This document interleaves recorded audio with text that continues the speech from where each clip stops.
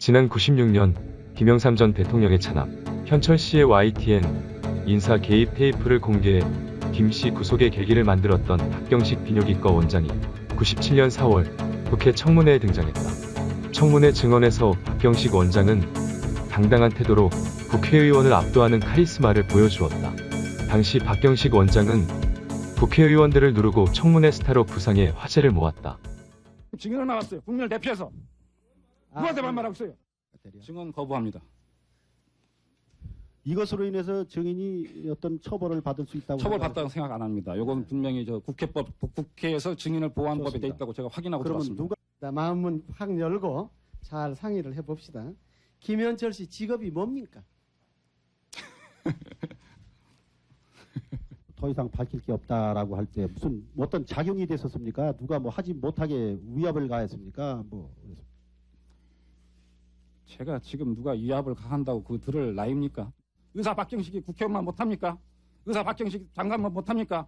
왜 이렇게 대우합니까? 합당한 대우 해주세요. 증인은 나왔어요. 국민을 대표해서. 누구한테 반말하고 있어요? 증인은 나왔어요. 국민을 대표해서. 누구한테 반말하고 있어요?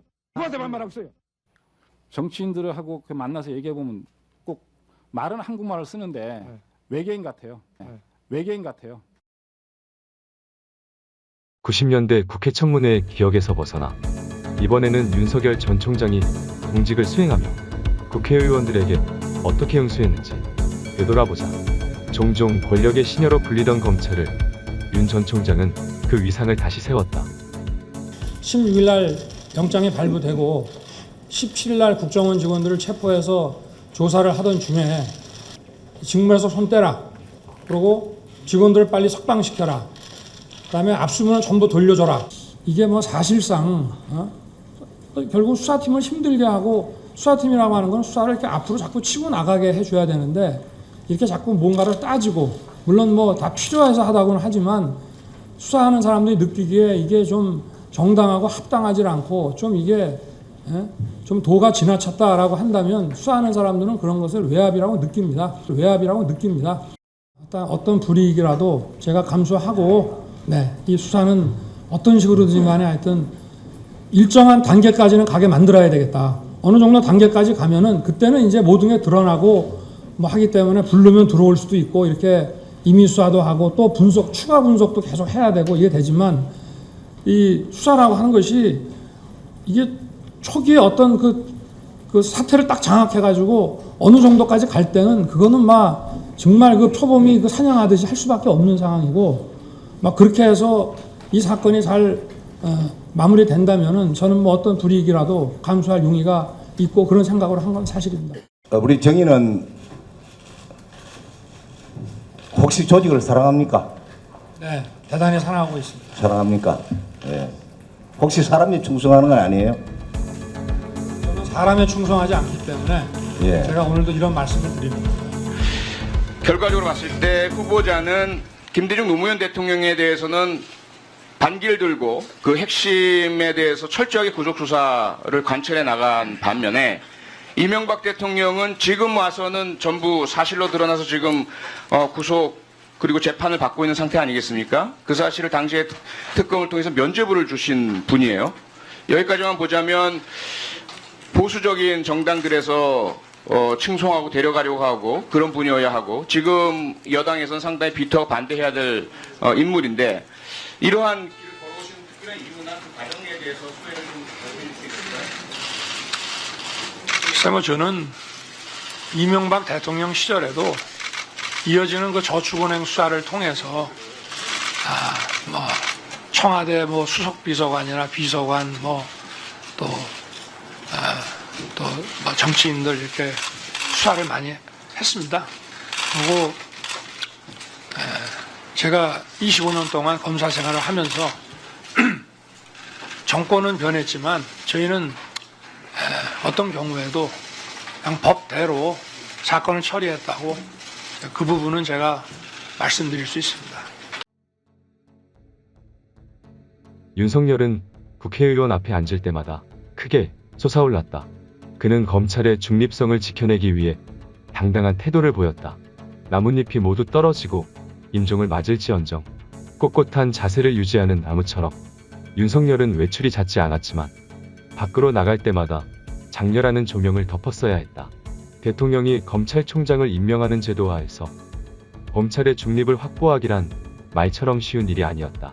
검찰의 인사와 예산의 권한이 외부에서 조정되기 예사였다. 검찰의 중립, 독립 개혁의 요소들은 삼위일체를 이루지 못했다. 이제 자이든 타이든 윤석열 당신은 대통령 후보로 나설 수밖에 없는 상황을 맞았다. 우리는 플라톤의 말을 기억한다. 나라에서 존경받는 것이 그곳에서 양성될 것이다. 그곳은 대체 어디일까? 우리는 그 양성된 인재를 대통령을 가질 권리가 있다. 당신은 검찰의 중립성을 훼손한다는 비판을 인식하는 것 같다. 아마 그 때문에 냉각기를 두려고 부재의 상황을 스스로 만들고 있는지도 모른다. 어제의 신문사 기자나 논설위원이 또한 오늘의 방송국 기자나 앵커가 냉각기는커녕 내일 곧장 청와대로 들어가는 모습을 자주 봐왔으면서도 좋다. 냉각장치 속에서 자신을 새롭게 양성하고 준비하고 완성하는 시간이 필요할 것이다. 그러나 똑바로 제대로 길을 가야 한다. 그 시간이 너무 길어지면 당신은 위선자로 각인될 수 있다. 기존의 야권 정당이냐 제3의 지대냐 하는 고민도 끝내기 바란다. 윤석열 당신의 정치적 입지는 폭이 넓기 때문에 그곳이 어디든 지지를 획득하는데 어려움이 없을 것이다. 국회의원 선거와 달리 대통령 선거에서는 사표 없이 한 표 한 표 모두 반영된다. 윤석열 당신이 머뭇거리고 미적거릴수록 판단력의 의혹을 보낼지도 모른다. 정치란 무엇보다 신속한 판단을 필요로 하는 세계이지 않던가. 4.7 재보선 이후 우리는 지금 리더십 부재의 상황을 경험하고 있다. 여론을 응집시키고 정책을 생산해 미래를 열어가는 구심점이 미약하다. 한 인물의 장점은 빨리 드러나야 인정받는 법이며 단점 또한 조기에 공격받으면 내성도 생기게 마련이고 상대방은 김이 빠져버린다. 우리의 선거판은 사돈네 팔촌까지 뒤지고 다닌다는 걸 잘 알고 있지 않은가. 마침내 당신은 구체적으로 행동할 때를 맞았다. 윤석열 당신이 서 있는 그곳이 어디든 제1지대일 수 있다. 과거 정당의 유력 대선 주자가 존재했던 시기에 제3지대와 현재의 상황은 다르다는 걸 기억하자. 도대체 무슨 근거로 검찰총장도 이 부실 수사에 관련돼 있다라는 취지의 발표를 했는지 저는 도저히 이해할 수가 없고, 중상모략이라는 단어는 제가 쓸 수 있는 가장 점잖은 단어라고 저는 생각합니다. 그것도 선택적 의심 아니십니까? 과거에는 안 그러셨지 않습니까? 과거에는 저에 대해서 안 그러셨지 않습니까? 증인으로 나왔어요. 국민을 대표해서.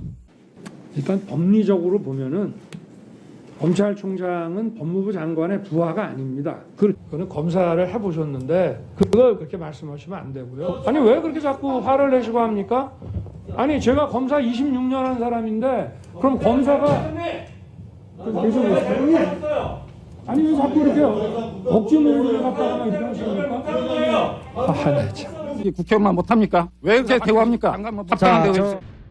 저도 검찰개혁에 동의하고 하려고 하는데요. 이 사건들은 아니 검찰개혁과 관련이 없는 사건입니까? 예를 들면 여기 아니 이걸 가지고 답변할 수 있는 저를 기회를 안 주시고 저렇게 일방적으로 하시면 저는 참. 그러니까 참이 뭡니까? 지금 국회의원이 지금 감사위원으로서 자격으로서 질문을 하는데 너무 어이가 없어서 그렇습니다. 어이가 없으니까 네. 질문하는 게 어이가 없습니다. 저는 사과하셔야 될 것 같습니다. 사과를 요청드립니다. 저는 사과 못합니다. 그리고 제가 사과할 것 같으면 그런 말씀 드리지도 않았고요. 답변 태도가 그러셨는데 사과를 못하신다고요. 저한테 그건 아니죠. 아니 국정감사가 그 기관장한테 질의를 하는 건데 사과를 하셔야.